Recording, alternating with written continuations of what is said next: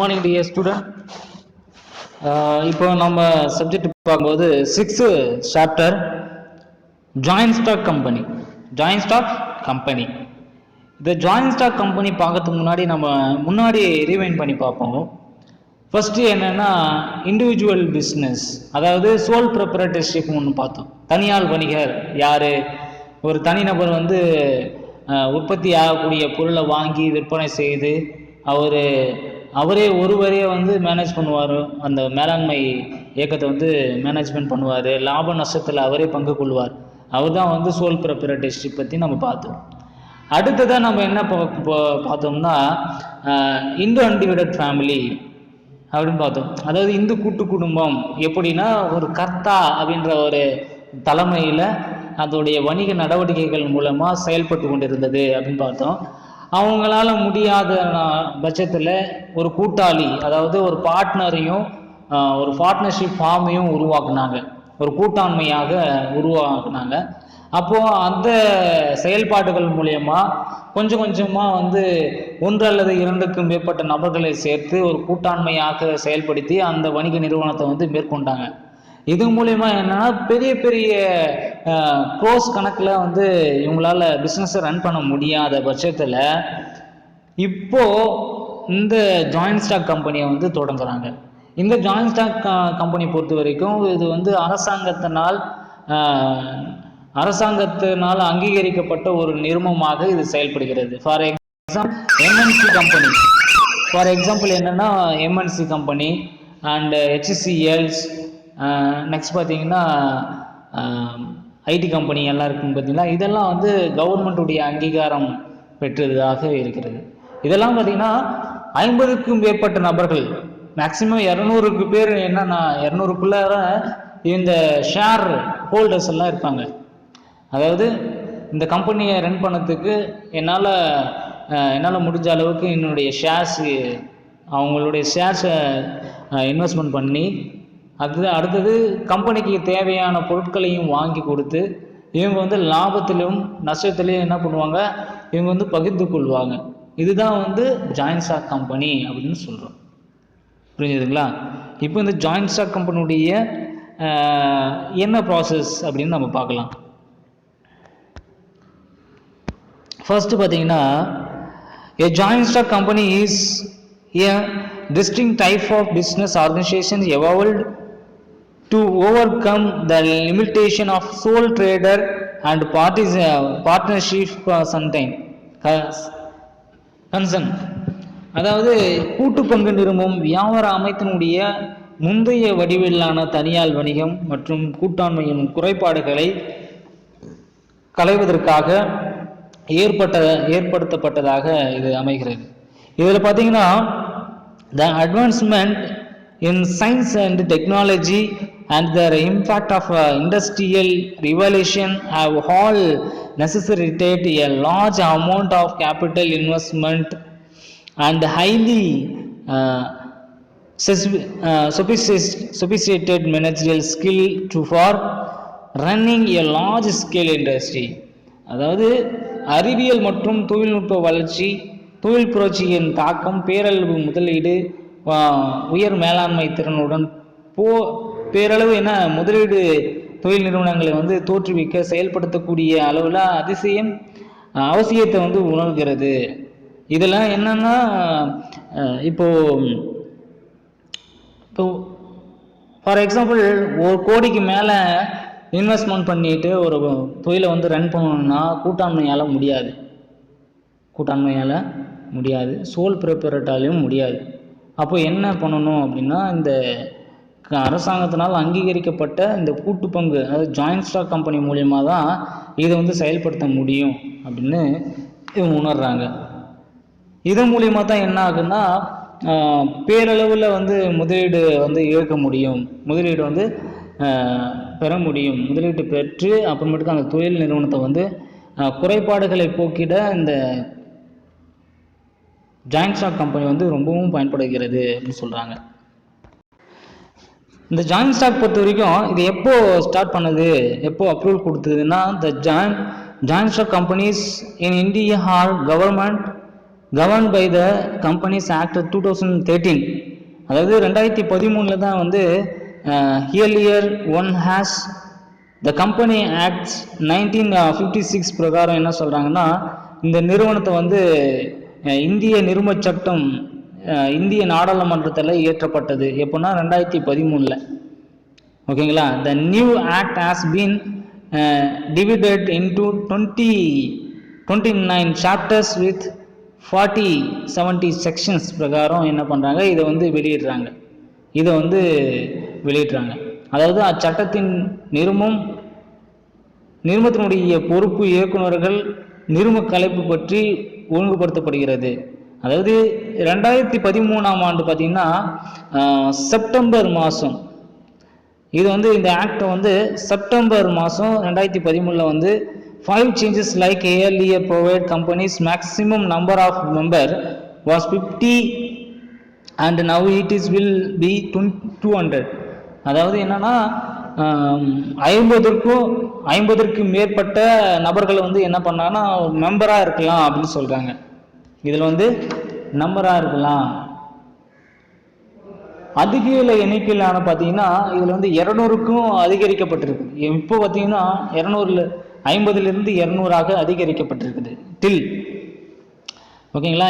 New class of companies of one persons company, அதாவது ஒரு நபர் நிறுவனம் இச்சட்டத்தில் வந்து சேர்க்கப்பட்டு தனியார் நிறுவனமாக மாற்றப்பட்டுள்ளது. இது வந்து பார்த்தீங்கன்னா 1 person கம்பெனியாக இருந்தது. இதை என்ன பண்ணுறாங்கன்னா ப்ரைவேட் லிமிடெட் கம்பெனி அப்படின்னு வந்து மாற்றி அமைக்கிறாங்க. ஓகேங்களா. ப்ரைவேட் லிமிடெட் கம்பெனி அப்படின்னு சொல்லிட்டு அங்கீகரிக்கப்படுறாங்க. அப்போது ப்ரைவேட் லிமிடெட் கம்பெனிக்கு என்னன்னா சட்டப்பூர்வமான ஒரு முத்திரை வேண்டும். என்னது? சட்டப்பூர்வமாக ஒரு சீல், காமன் சீல் வேணும். அப்போ அந்த காமன் சீலை வந்து கவர்மெண்ட்டுக்கிட்ட நம்ம என்ன பண்ணணும், ரிஜிஸ்டர் பண்ணணும். கம்பெனியை வந்து ரிஜிஸ்டர் பண்ணால் தான் காமன் சீலை வந்து கொடுப்பாங்க. ஓகேங்களா. காமன் சீலை வந்து ப்ரொவைட் பண்ணுவாங்க. இந்த டெஃபினேஷனில் சொல்லியிருக்காங்க பாருங்கள். A company is an association of many persons who contribute money or monies worth to a common stock.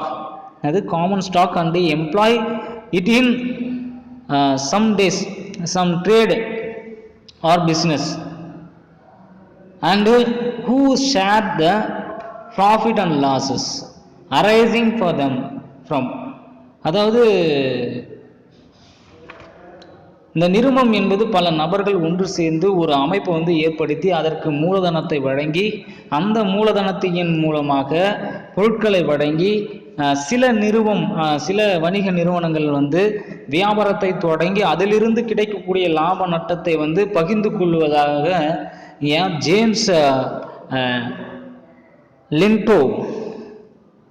James Stephen லிண்டோ அப்படின்னு சொல்லிட்டு அவங்க சொல்லியிருக்காங்க. அடுத்ததா என்ன அப்படின்னா, a company is an artificial person created by law having a separate entity with a perpetual succession and a common seal. அதாவது நிறுவனம் என்பது நீடித்த வாழ்வுடையுடன் நிலை பெற்று தொடர்ச்சியுடனும் பொது முத்திரை உடன் கூடிய சட்டத்தால் உருவாக்கப்பட்ட ஒரு புனைமோ அப்படின்னு சொல்கிறாங்க. ஓகேங்களா. இது பார்த்தீங்கன்னா இந்த ஆக்ட் பிரகாரம் செக்ஷன் 2 ஆஃப் கம்பெனிஸ் ஆக்ட் 2019 பிரகாரம் காமன் சீல் ஒன்று கொடுக்குறாங்க. காமன் சீல் உங்களுக்கு வந்து பின்னாடி கொடுப்பாங்க, பின்னாடி பார்த்துருப்பீங்க ஒரு பிக்சரில். காமன் சீல்னால் என்ன அப்படின்னா வாட்டர் இங்கி அப்படின்னு சொல்லுவாங்க. அது வாட்டர் இங்கி. அது சீல் பார்த்தீங்கன்னா தண்ணியில் நம்ம நினச்சாலும் அந்த சீல் அப்படியே தான் இருக்கும். அந்த சீல் வந்து எப்பவுமே மாறவே மாறாது. அந்த சீல் இருந்தால் மட்டுமே உங்களுக்கு வந்து ஒரு கம்பெனி வந்து ரன் பண்ணத்துக்கு ஒரு பொருளையோ ஒரு மற்ற வியாபாரத்துக்கோ இந்த ஒரு ஆவணத்தை வந்து நீங்கள் செயல்படுத்துகிறீங்க இல்லை விற்கிறீங்க வாங்குறீங்க அப்படின்னும் போது இது இருந்தால் மட்டுமே உங்களுக்கு வந்து செல்லுபடியாகும். இல்லைன்னா வந்து உங்களுக்கு வந்து ரத்தாகப்படும். ஓகேங்களா. அடுத்ததாக நம்ம பார்க்க போகிறது கேரக்டரிஸ்டிக்ஸ். இது கேரக்டரிஸ்டிக்ஸ் வந்து 5 மார்க்கில் கேட்பாங்க. ஜஸ்ட் இது வந்து 5 பாயிண்ட்ஸ் இல்லை, இது 6 பாயிண்ட் வந்து நீங்கள் எழுதினா போதும். ஓகேங்களா? இதில் ஃபஸ்ட்டு பாயிண்ட் பார்க்கும்போது separate legal entity. Separate legal entity அப்படின்னா தனியான சட்ட நபர் தன்மை உடையது. என்ன தனியாக சட்ட தன்மை உடையதுன்னா, இப்போ வந்து ஒரு நபர் வந்து நிறுவனத்தை வந்து ஒரு உறுப்பினர் இருக்கிறார். இவர் வந்து தன்னிச்சையாக செயல்படும் தனிநபர் தன்மை கொண்ட ஒரு நிறுவனம் பெற்றுள்ளது. அதற்காக தனிநபர் பெயரோ பொது முத்திரையோ கொண்டுள்ளது. இதுக்கு என்னன்னா, தனியாக ஒரு நிறுவனத்தை அவர் மேற்கொள்கிறாரு. அவர் பேரும் அவருடைய காமன் சீல், அதாவது முத்திரையும் பொது முத்திரையும் வந்து அது கொடுத்துருக்காங்க. அதனுடைய உறுப்பினர்கள் பார்த்தீங்கன்னா வேறுபட்டு சொத்துக்களையும் பொறுப்புகளையும் தன்னிடத்தை கொண்டதாக அவர் வந்து பயன்படுத்தியிருக்காரு. இந்த நம்பர் வந்து டிஃப்ரெண்ட் ஃப்ரம் மெம்பர்ஸ் கிட்ட வந்து என்ன பண்ணுறாரு, own seal and it in own name. Asset liability separate in the distinct from these of members. இந்த இதன் மூலியமா என்ன பண்ணுறாரு, அவர் தனித்து செயல்படுகிறார். அப்போது தனித்து செயல்படும் போது இதனுடைய கடன் அப்படின்னு பார்த்தீங்களா, த ஓனிங் ப்ராப்பர்ட்டி, இன்கேரிங் டெப்ட், அதாவது இன்கேரிங் டெப்ட் and borrowing money employing people. இவர் என்ன பண்ணுறாருன்னா, கடன்களை தன் பெயரில் வாங்கவும், பணியாட்களை நியமிக்கவும், வங்கிகளில் வந்து கடன் தொடங்கவும், ஒப்பந்தத்தில் வந்து ஈடுபடவும், வழக்கு தொடரவும் இவரால் முடியும் அப்படின்னு சொல்கிறாங்க. இதுதான் வந்து செப்பரேட் லீகல் என்டிட்டி அப்படின்னு சொல்கிறாங்க. சரி, ஓகே. இப்போ வந்து லாஸ்ட் இங்கே லிமிட்டட் லைபிலிட்டி அப்படின்னு சொல்கிறாங்க. What is the limited liability அப்படின்னா, இது வந்து உங்களுக்கு 3 மார்க்லோ இல்லை 2 மார்க்லேயே கேட்பாங்க. லிமிட்டட் லயபிலிட்டி அப்படின்னு சொல்லிட்டு கேட்பாங்க. வரையறை பொறுப்பு அப்படின்னு சொல்லிட்டு. அதாவது இங்கே அதாவது லிமிட்டட் லைபிலிட்டின்னா என்ன அப்படின்னா, ஒரு பங்குதாரர் இருப்பார். அந்த பங்குதாரர் வந்து அந்த பங்குதாரர்களுக்கு வந்து பொறுப்பு வழங்கப்படுகிறது, வரையறுக்கப்பட்டது, ஒரு லிமிட்டட் தான். அந்த லிமிட்டடுக்கு ஏற்ற மாதிரி என்ன பண்ணுறோம்னா, ஒவ்வொரு பங்குதாரனுடைய பொறுப்பும் அவருடைய வைத்துள்ள பங்குகளின் செலுத்தப்படாத தொகைக்கு மட்டுமே வரையறை வந்து செய்யப்படுகிறது. என்னன்னா, அவங்களுக்கு வந்து ஒவ்வொரு பொறுப்பு இருக்குது. இந்த பிஸ்னஸில் இப்படி தான் ரன் பண்ணணும், இவ்வளோ அமௌண்ட் இருக்குது, இந்த அமௌண்ட்டை நீங்கள் கொடுத்து நீங்கள் வந்து பிஸ்னஸை வந்து செயல்படுத்தணும், இது வந்து இவ்வளோ தேவைகள் இருக்குது, அதை வந்து நீங்கள் ஃபாலோ பண்ணுங்கள் அப்படின்னு சொல்லிட்டு ஒவ்வொருத்தருக்கும் ஒவ்வொரு தனித்தனி பொறுப்புகள் இருக்கும். அதன் பிரகாரம் என்ன பண்ணுறாங்கன்னா, அந்த அமௌண்ட் பிரகாரம் அந்த நிறுவனத்தினுடைய கடனுக்கு அதனுடைய சொத்துக்கள் போதுமானதாக இல்லை என்றால் அதனுடைய கடனீட்டாளர் இருக்காங்க பார்த்தீங்களா, அந்த கடனீட்டாளர்கள் இருக்காங்கல்ல, அந்த கிரெடிட்டார்ஸ் அந்த டெட்டார்ஸ் இருக்காங்கல்ல, அவர்கள் மூலியமாக என்ன பண்ணால் அந்த உறுப்பினர்களுக்கு பார்த்தீங்கன்னா சொத்துக்களை கைப்பற்ற முடியாது அப்படின்னு சொல்கிறாங்க. அதாவது இங்கே பாருங்க, a member is liable to pay only the uncalled money due on sharing held by him. If the asset of the company are not sufficient to pay liabilities, the personal property of the shareholders are not held responsible அப்படின்னு சொல்கிறாங்க. அதாவது கடனீந்தோர் இருக்காங்க பார்த்தீங்கன்னா, கடனீந்தோருடைய நிறுவன உறுப்பினர்களின் சொந்த சொத்துக்களை வந்து கைப்பற்ற முடியாது. அது இல்லாமல் நிறுவன பங்கு முதலில் அழைப்பு விடுக்கப்படாத தொகைக்கு மட்டுமே பொறுப்பாவார். அதாவது நிறுவனத்தில் ஒரு கம்பெனியில் இருந்து தான் வந்து அவங்க வந்து கடனை வந்து செலுத்துவாங்க. கம்பெனிக்கும் அந்த கடனுக்கும் தான் பொறுப்பும் தவிர தனிநபருடைய சொத்துக்கும் கம்பெனிக்கும் பொறுப்பு இல்லை. முதல்ல புரிஞ்சுக்கணும். ஓகேங்களா? கம்பெனி ஒன்று ஸ்டார்ட் பண்ணுறாங்கன்னா, கம்பெனியை வந்து நம்ம என்ன பண்ணலாம், லாபத்திலையோ நஷ்டத்திலையோ போகுதுன்னா எல்லாருமே ஷேர் பண்ணி அதை வந்து செட்டில்மெண்ட் பண்ணணும். இல்லைன்னா இந்த கூட்டு பங்கு நிறுவனத்தில் நீங்கள் என்ன பண்ணுவீங்கன்னா, சொத்துக்கள் மட்டும் பறிமுதல் பண்ணுவாங்க. சில கம்பெனிகள் வந்து திவால் ஆயிடுச்சுன்னா சொத்துக்களையும் சேர்த்து பறிமுதல் பண்ணுவாங்க. ஆனால் இதில் அப்படி கிடையாது. சொத்துக்கள் வந்து தனிநபர் சொத்துக்கள் வந்து இங்கே யாரும் வந்து தொட முடியாது. அது வந்து அப்படியே செப்பரேட்டாக தான் இருக்கும். கம்பெனியில் இருக்கிற ஷேர்ஸோ இல்லை வேறு ஏதாவது வந்து என்ன பண்ணுவாங்கன்னா அதை வந்து பறிமுதல் பண்ணுவாங்க. ஓகேங்களா? இதுதான் வந்து லிமிட்டட் லயபிலிட்டி அப்படின்னு சொல்கிறாங்க. பர்பீச்சுவல் சக்சஷன் அப்படின்னு சொல்கிறாங்க. பர்பீச்சுவல் சக்சஷன்னா நீடித்த வாழ்வு அப்படின்னா. வாட் இஸ் த நீடித்த வாழ்வுனா, ஒரு கம்பெனி வந்து பார்த்திங்கன்னா நிரந்தரமாக ஆயுள் சட்டத்தினால் மட்டுமே முடிவு கொண்டு வர முடியும் அப்படின்னு சொல்கிறாங்க. அதாவது ஒரு கம்பெனி இருக்குதுன்னா அது உருவாக்கப்பட்டதால் அதனுடைய எந்த நோக்கத்திற்காக தொடங்கப்பட்டதோ அந்த நோக்கம் நிறைவேறியவுடன் அந்த நிறுவனம் வந்து கலைக்கப்படும் சொல்கிறாங்க. அதுதான் வந்து பர்பீச்சுவல் சக்சஷன் அப்படின்னு சொல்கிறாங்க. ஒரு கம்பெனி வந்து பங்குதாரர்கள் இருக்காங்கன்னா வாழ்வு முடிவற்றாலும் நிறுவனத்தினுடைய ஆயுள் வந்து நீடிக்கும் அப்படின்னு சொல்கிறாங்க. நிறுவனத்தினுடைய ஆயுள் அப்படின்னா இதில் வந்து மெம்பர்ஷிப் வந்து கம்பெனி வந்து அஃபெக்ட் லைஃப் லாங்காக வந்து என்ன ஆகும்னா அந்த கம்பெனி வந்து ரன்னிலே தான் இருக்கும். கம்பெனி வந்து ரன்னிலே இருக்கும். சர்டைன் டைம் என்ன ஆகும், நம்முடைய சமநிலை ஏற்பு மன உடைச்சல் இல்லைன்னா ஏதாவது சின்ன பாதிப்போ ஏற்பட்டுனா அந்த கம்பெனிக்குள்ளே ஏதாவது சச்சரவு ஏற்பட்டுச்சுன்னா a company is created by a law and can be wind off only through legal process. அதாவது என்ன பண்ணுறாங்கன்னா இந்த கம்பெனியை வந்து ஆயுளை வந்து பாதிக்காது, இந்த கம்பெனிக்கும் அவங்களுக்கும் வந்து எந்த ஒரு பாதிப்பும் இல்லை அப்படின்னு அவங்க சொல்கிறாங்க. ஆனால் இதை வந்து கலைக்கலாம். எப்படின்னா இந்த நிறுவனத்தை வந்து கலைக்கலாம். எப்படின்னு சொல்கிறீங்கன்னா இந்த கம்பெனியை வந்து எல்லாருமே வந்து சேர்ந்து இந்த கம்பெனியை வந்து கலைக்கணும் அப்படின்னு விருப்பப்பட்டாங்கன்னா அந்த கம்பெனியை வந்து கலைச்சிடலாம். யாராவது ஒருத்தருக்கு வந்து விற்றுருவாங்க. இந்த கம்பெனியை வந்து விற்றுட்டு இவங்க எல்லாருமே அந்த ஷேரை வந்து பிரிச்சுக்குவாங்க. இவ்வளோ அமௌண்ட் இந்த விற்றதில் வந்து இந்த கம்பெனியை வந்து சேல் பண்ணதில் இவ்வளோ ஷேர் இருக்குது அப்படின்னு சொல்லிட்டு அவங்க ஷேராக பிரிச்சுன்னு அவங்க கிளம்பிடுவாங்க. ஸோ இதுதான் வந்து நீடித்த வாய்வு. ஆனால் அந்த கம்பெனி நேம் அப்படியே தான் இருக்கும். இதில் எந்த வித மாற்றமும் இருக்காது. இந்த கம்பெனியுடைய நேமு ப்ராசஸ்லேயே தான் இருக்கும். இதை வந்து யார் வாங்குறாங்களோ அதை வந்து அவங்க செயல்படுத்துவாங்க. முன்னாடி இருக்கிற பர்சன்ஸ் வந்து கலைச்சிடலாம். ஆனால் யாருக்கிட்ட அவங்க வந்து அந்த கம்பெனியை வந்து ஒப்படைச்சாங்களோ அவங்க வந்து இந்த கம்பெனியை வந்து ப்ராசஸ் பண்ணுவாங்க. அந்த கம்பெனியுடைய ஆயுள் நாட்கள் வந்து நீடித்து தான் இருக்கும். அது எந்த ஒரு பாதிப்பும் ஏற்படாது.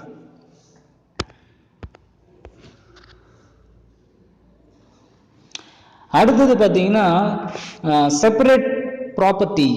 அதாவது செப்பரேட் ப்ராப்பர்ட்டி, அதாவது தனிப்பட்ட சொத்துக்கள் ஒன்று இருக்கும். தனிப்பட்ட சொத்துக்கள். A company is a distinct legal entity. A member cannot claim to be owner of the company's property during the existence of the company. அதாவது இந்த நிறுவனத்தினுடைய சட்டப்பூர்வமான தனிநபர் தன்மையை கொண்டுள்ளதுனால நிறுவனம் தனது பெயரில் சொத்துக்களை வாங்கலாம், விற்கலாம். உறுப்பினர்கள் மீது சொத்தின் மீதோ உறுப்பினர்கள் மீதோ அந்த சொத்தின் மீதோ எந்த ஒரு உரிமையும் கொண்டாட முடியாது. இதுதான் வந்து செப்பரேட் ப்ராப்பர்ட்டி.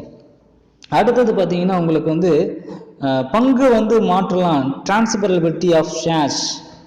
பங்கை வந்து எங்கே வேணாலும் மாற்றலாம். ஒரு தனிநபர் இருக்காங்க, பங்குதாரர் இருக்கார்ல, தன்னுடைய பங்கை வந்து மற்றொரு நபருக்கோ இல்லை மற்றொரு நிறுவனத்துக்கோ என்ன பண்ணலாம், அதை வந்து மாற்றி கொள்ளலாம் அப்படின்னு சொல்கிறாங்க. இது எல்லாமே வந்து எல்லா உரிமையும் இருக்குது. பொது நிறுவனத்தில் இது எல்லா உரிமைகளும் இருக்குதுன்னு சொல்லிட்டு இந்த டிரான்ஸ்ஃபரபிலிட்டி ஆஃப் ஷேர்ஸில் சொல்லப்பட்டிருக்காங்க. நெக்ஸ்ட் காமன் சீல் அப்படின்னு ஒன்று சொன்னீங்களே, இதுதான் வந்து காமன் சீல். இதுதான் வந்து வாட்டர் ப்ரூஃப். ஓகேங்களா? இந்த சீல் இருந்தால் மட்டுமே அரசாங்கத்தால் அங்கீகரிக்கப்பட்டது அப்படின்னு சொல்லுவாங்க. இப்போ வந்து பர்ச்சேஸ் பண்ணுறேன்னு வச்சுங்களேன். இப்போ நான் வந்து ஒரு 5 lakh இல்லை 5 crores நான் வந்து ஒரு இடத்துல வந்து வெளிநாட்டிலையோ இல்லை உள்நாட்டிலையோ நான் வந்து பர்ச்சேஸ் பண்ணுறேன். என்னுடைய கம்பெனிக்கு தேவையான ரா மெட்டீரியல்ஸ் எல்லாம் நான் பர்ச்சேஸ் பண்ணுறேன். அப்போது நான் வந்து கிரெடிட்டுக்கு தான் நான் பர்ச்சேஸ் பண்ணுறேன். அது கடனுக்கு தான் நான் பர்ச்சேஸ் பண்ணுறேன். அப்போது நான் என்ன பண்ணுறேன், அந்த கம்பெனி சீலோட என்னுடைய என்னுடைய சொத்து மதிப்பு இவ்வளோ இருக்குது, என்னுடைய சொத்து மதிப்பு இவ்வளோ இருக்குது, அப்போது நான் இந்த சொத்து மதிப்பு மூலிமா நீங்கள் வந்து எடுத்துக்கலாம், என்னால் கடன் கட்ட முடியலைன்னா இதை வந்து நீங்கள் பறிமுதல் பண்ணிக்கலாம் அப்படின்னு சொல்லிட்டு என்ன பண்ணுறேன், இந்த காமன் சீல் மூலிமா கொடுத்து நான் வந்து பர்ச்சேஸ் பண்ணிக்கிறேன். அப்போது அந்த டியூ டேட்டுன்னு ஒன்று இருக்குது இல்லை, அந்த டியூ டேட்டுக்குள்ளே என்ன பண்ணுறேன், நான் வந்து என்னுடைய ஷேர்ஸ் எல்லாம் என்னுடைய பர்ச்சேஸ் பண்ணக்கூடிய அது எல்லாத்தையும் வந்து என்ன பண்ணுறேன், நான் மறுபடியும் விற்று என்னுடைய ப்ராசஸ் பிஸ்னஸ் ரன் பண்ணிவிட்டு அடுத்ததாக என்ன பண்ணுறேன்னா அவங்களுக்கு வந்து செட்டில்மெண்ட் பண்ணிடுறேன். ஏன்னா அவங்களுக்கு செட்டில்மெண்ட் பண்ணால் தான் வந்து என்னுடைய சொத்துக்கள் எல்லாம் எங்கிட்டே இருக்கும், இல்லைன்னா வந்து என்ன ஆகுனா பறிமுதல் பண்ணிடுவாங்க. ஸோ இதுதான் வந்து இந்த காமன் சீல் வந்து தேவைப்படுது. ஓகேங்களா, இது வரைக்கும் நீங்கள் போதும். இன்னும் நீங்கள் ப்ரீஃபாக நீங்கள் வந்து படிக்கணும் அப்படின்னு நினச்சிங்கன்னா இதை வந்து நீங்கள் பாயிண்ட்ஸ் எல்லாம் படித்து தெரிஞ்சுக்கலாம். ஓகேங்களா.